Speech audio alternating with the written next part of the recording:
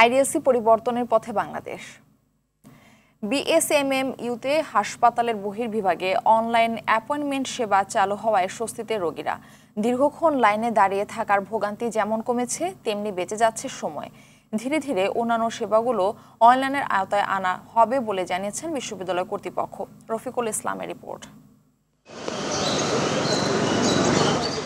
BSMMU এর বহির্বিভাগে প্রতিদিন গড়ে প্রায় 10,000 রোগী সেবা নিয়ে থাকেন। অতিরিক্ত রোগীর চাপে ভোগান্তিও বেশি। বহির্বিভাগে আগত রোগীর দুর্ভোগ লাঘব ও উন্নত চিকিৎসা সেবা নিশ্চিতের লক্ষ্যে 1 মার্চ থেকে অনলাইনে অ্যাপয়েন্টমেন্ট সেবা চালু হওয়ায় সুফল ভোগ করছেন রোগীরা।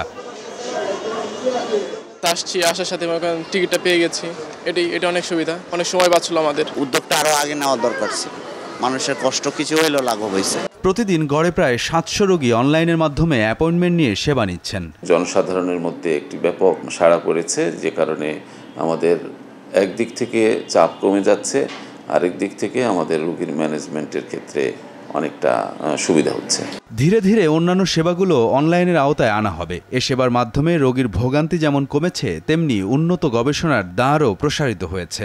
মানুষ তো নানা ধরনের সমস্যা নিয়ে এখানে আসে এবং সেই সমস্যাগুলোকে চিহ্নিত করা ইন্ডিভিজুয়ালি একটু কঠিন ব্যাপার। কিন্তু এটা যখন ডিজিটালাইজেশন প্রক্রিয়ার মধ্যে থাকে এবং সেটার থেকে আমাদের যে ডেটা আমরা পাবো, পরবর্তীতে আমাদের গবেষণার কাজে এবং চিকিৎসার উন্নয়নের ক্ষেত্রে এটি একটি বড় ভূমিকা রাখবে। বাড়িতে বসে রিপোর্ট পেয়ে যেতে পারে, এই ধরনের প্রক্রিয়ার পরিকল্পনা রয়েছে আমাদের। অনলাইন সেবাকে কেন্দ্র করে কোনো অসাধু চক্র যেন বাণিজ্যিক সুবিধা না নিতে পারে, সে ব্যাপারে হাসপাতাল প্রশাসন সজাগ রয়েছে বলে জানিয়েছে বিএসএমএমইউ কর্তৃপক্ষ।